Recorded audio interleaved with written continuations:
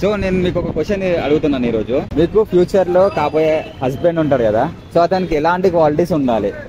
వచ్చే wife qualities ఎలా ఉండాలి నీకు పెళ్లి చేసుకోవాలంటే ఒక అమ్మాయికి? రెస్పెక్ట్ ఇవ్వాలి, కేరింగ్ ఉండాలి. Okay. అలిగితే బుజ్జగించాలి.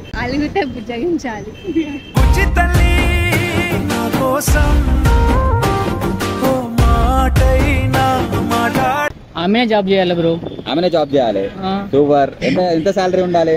Up to 40 enough. Up to 40 enough. అంతే. మళ్ళీ ఇంకా పైసలు ఒకటి ఉంటే సరిపోతుందా బ్రో? ట్రెడిషనల్ ఉండాలి, కొంచెం క్లాసిక్ గా అట్లా. ఇంకా చిల్లర కాకుండా అంటే అయిపోద్ది అంతే. ఫస్ట్ బెస్టీస్ ఉండదు బ్రో. మేల్ బెస్టీస్ ఉండదు. Intelligent fellow. మీరు అలిగితే బుజ్జగించాలి. ఓకే. అంటే ఏ స్టైల్లో బుజ్జగించాలి? With an ice cream, chocolate అంతే. మీకు హస్బెండ్ అవుతా అసలు? మనలాంటి వాళ్ళు దక్కాలంటే ఎవరికో బీభత్సంగా రాసుండాలి. హస్బెండ్ అవుతా? అన్ని అబద్ధాలు అంట. Same caring, kind. Okay. Respectful. చాలా కేరింగ్ ఉండాలి. కేరింగ్. ఓకే. ఆర్గ్యుమెంట్ ఉండకూడదు, బాగా చూసుకోవాలి. అండర్స్టాండింగ్ ఉండాలి ఇద్దరి మధ్య. ఓకే.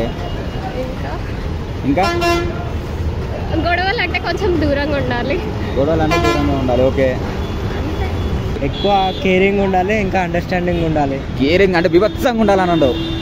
అంటే అర్థం చేసుకోవాలి.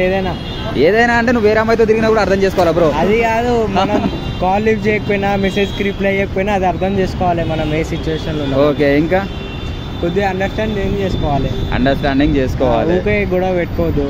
ఓకే. మళ్ళీ తాగినందుకు ఏమనొద్దు. చూస్తున్నారా? ఎవరైనా చూస్తే గుర్తుపెట్టుకోండి, తాగినందుకు మాత్రం ఎవరు ఏమనొద్దు. అంతే ఉండాలి. ఇంకా అంటే ఇంకా మంచిగా టైంకి మనకు ఫుడ్ పెట్టాలి. మంచిగా మన పేరెంట్స్ని చూసుకోవాలి. మంచి పేరెంట్స్ని చూసుకోవాలి. నువ్వు వాళ్ళ పేరెంట్స్ని చూసుకోవా? అయితే చూసుకుంటా. అర్థం అవ్వనే. అదే అంటున్నా. నా వైఫ్ అట్లేం లేదు, మనతో ఎక్కువ టైం స్పెండ్ చేయాలి. మనం ముంగడ వేరే బాయ్స్ మాట్లాడితే గలీజ్ అనిపిస్తుంది. ఓకే. అంటే మేల్ బెస్ట్ ఉండొచ్చు అనమాట. అయితే అసలు మాట్లాడొద్దు, మనం ముంగడ మాట్లాడదు గలీజ్ అనిపిస్తుంది. అంటే మరి మీ వెనకాల మాట్లాడుకోవచ్చా బ్రో సీక్రెట్ గా? గర్ల్స్ తోనే మాట్లాడొద్దు. బాయ్స్ మాట్లాడొద్దు. మాట్లాడకపోతే మనం చీట్ చేయకపోతే చాలు ఈ కాలంలో. ఓకే. చీట్ చేయకపోతే చాలు ఈ కాలంలో. అది చాలు. ఉన్నారంట అలాంటి వాళ్ళు?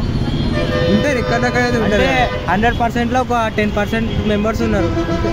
కొందరు అయితే ఉంటారు. మంచోడు అయి ఉండాలి. అందరు మంచోళ్ళే కదా, బాయ్స్ అందరు మంచోళ్ళు ఆబ్వియస్లీ. కొంచెం అండర్స్టాండింగ్ ఉండాలి. ఓకే. నెక్స్ట్ అంటే ఈ మధ్య చీటింగ్ ఎక్కువ అవుతుంది కదా, అలా లేకుండా లాయల్ గా. ఓకే. ఫ్యూచర్ మీద రెస్పాన్సిబుల్ ఎక్కువ ఉండాలి. ఓకే. ఫ్యూచర్ మీద రెస్పాన్సిబుల్ ఉండాలి చాలా ఎక్కువ. ఫ్యామిలీ రెస్పాన్సిబిలిటీస్ తీసుకోవాలి. నెక్స్ట్ తెలీదు ఇంకా వగేరా. వండి పెట్టాలి, తినిపించాలి, ప్రేమగా చూసుకోవాలి, కేరింగ్ గా ఉండాలి. అంతేనా? ఇంకా ఏమో తెలియదు. షాపింగ్స్ అది నేను చేసుకుంటా. అది మీరు చేసుకుంటారు. డబ్బులు వద్దా? నేను సంపాదిస్తా కదా. అంటే మీ హస్బెండ్ పైసలు ఒక్క రూపాయి కూడా తీసుకోరా? అయితే తీసుకుంటా. మరి ఓకే. ఒక వెల్ సెటిల్డ్ అయి ఉండాలి. 2 to 3 rooms. Own house. 30 to 40,000 salary. Next మంచిగా చూసుకొని వాళ్ళ ఫ్యామిలీ మా ఫ్యామిలీ కలుపుకొని వెళ్ళాలి. ఓకే. ఇంకా ఉంటాయి గుడ్ క్వాలిటీస్ అంటే ఎనఫ్ కదా. ఇంకేం కావాలి మనకి? ఫాస్ట్ అన్నారు కదా, ఫాస్ట్ ఈజ్ ఫాస్ట్. ప్రజెంట్ నాతో ఉండి రియలైజ్ అయ్యి ఇంకేం వద్దు, తనతో హ్యాపీగా ఉంటే చాలు, వాళ్ళ ఫ్యామిలీతో మా ఫ్యామిలీతో కలిపి అనుకుంటే let's. Fast is fast. Okay. But ఆ ఫాస్ట్ ని కంటిన్యూ చేసే ప్రాబ్లం అవుతుందేమో. చేసినప్పుడు చూద్దాం, జరగదు కదా. ఆల్మోస్ట్ పిల్లలు పెళ్ళైన తర్వాత రెస్పాన్సిబిలిటీస్ ఉంటాయి కాబట్టి ఆల్మోస్ట్ వెళ్ళరు. ఓకే. ఇఫ్ వస్తే అప్పుడు చూద్దాం. Okay. Thank you so much.